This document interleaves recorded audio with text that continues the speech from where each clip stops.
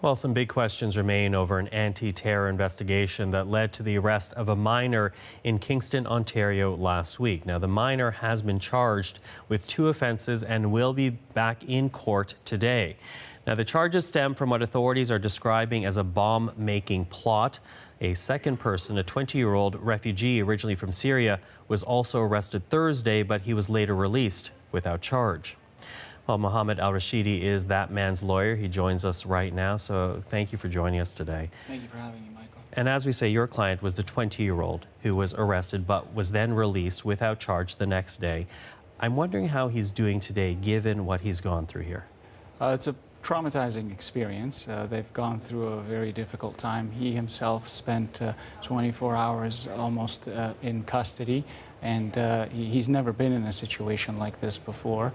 And I can share with you that one example of how innocent he is in that sense and unaware. He didn't even know what the RCMP is. So I had to explain to him initially in our first conversation what the RCMP is. And so that's the level, that's the learning curve that he has had to deal with in a very short period of time under traumatic circumstances. Mm-hmm. And you say they. I'm wondering about his family as well, because the family came to Canada as refugees. They originally from Syria. They came to Canada after years in Kuwait. How is the family dealing with all of this, given what they've gone through and seen what their son has gone through as well? Right. So it's a very traumatizing experience for them. I have spoken to them at length.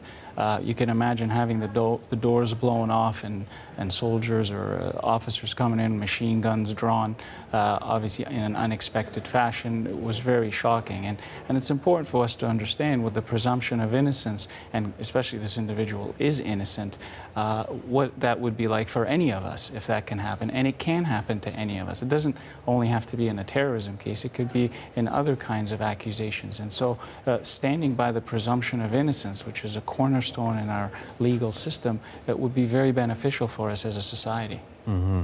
Well, your client's name was shared by police on Thursday once he was arrested, again, released without charge, but that name was made public. And now there are threats online from people that are coming out to get involved in this. Yes, and I appreciate you bringing that up, Michael. It is a very dangerous situation, and that's why it's important for people in authority, politicians, and the media to exercise caution when we cover these things. The background of individuals, as the RCMP set an example for us in the Friday 1 p.m. press conference, is irrelevant. They stuck to Kingston residents. They didn't want to get into citizenships and backgrounds for a reason. The charges and criminality are not related to people's skin color or backgrounds, and it's important that we remember that during intense and scary times. Now, in subsequent interviews since your client was released on Friday, he said that his part, at least, and why he was taken in was all a misunderstanding. I appreciate that there's a publication ban because the other person, the suspect that is in custody, will make a court appearance, is a minor protected by a publication ban. But what can you tell us about what your client was referring to, that this, at least his part, was a misunderstanding? Right. Well, what I can tell you is that this was a very large operation by the RCMP. And I think that having that many resources provided confidence for the RCMP to act the way that it has. And I'm referring specifically to the conclusions or the perspectives they may have had at the beginning of the arrest, and how they had the integrity to then, upon reassessment and learning new facts, to release an individual, which is my client in this case, without charge, despite the political and social pressures that we're now seeing, that is essentially calling for blood, if I may say that. And that's very unfortunate, because the people in the know have made decisions with confidence and are being insulated from political pressure, and we should respect that. Well, you speak of political pressure, and the very fact that that your client came to this country as a refugee did for a time open up people saying that we need to review how refugees are led into this country. In fact, we heard the Conservative leader saying that the refugee process needed a review.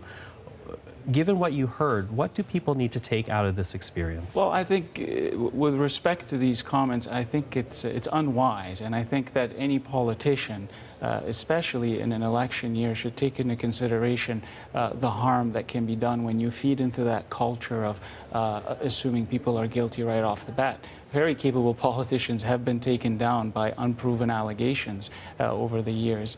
and we don't want to feed that culture. And I don't understand why a politician would want to go down that road when, you know, their job is going to be on the line during this year. But more importantly, when we're dealing with people's lives and civil liberties, we shouldn't be fanning the flames of an existing division in our society, right? We do have a problem with hate crimes. It is expanding throughout Canada, and we need to lessen that and address it. And especially I bring that in light of the fact that today is the day after Holocaust Remembrance Day, and Canada has not had the greatest history in dealing with refugees, certainly with the St. Louis when Jewish refugees were fleeing war-torn Europe and we turned them away.